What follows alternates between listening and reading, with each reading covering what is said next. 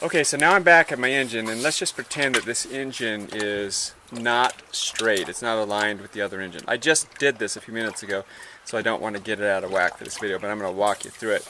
So basically you take your wrench, and there is a rope on this wrench. Make sure you put your arm through it because we don't want to lose this. Don't use any other wrench or any other thing on these nuts because we don't want to strip them. That's what we've had happen in the past. So what you want to do is you want to go to both engines and you want to loosen these here like that. You loosen them both. Then you go to the other engine and do the same thing. Now let's say, for example, that I need to get the piston to move this way, okay? What I will do is I will take off this plastic tubing and put my finger over it so that I don't lose any oil, okay?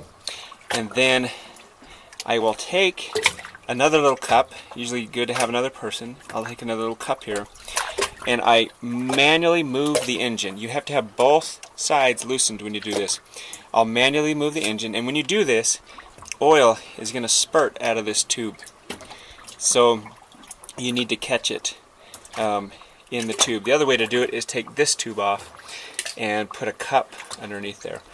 So as you move it, get it to the spot you need to, you're going to have lost some fluid. So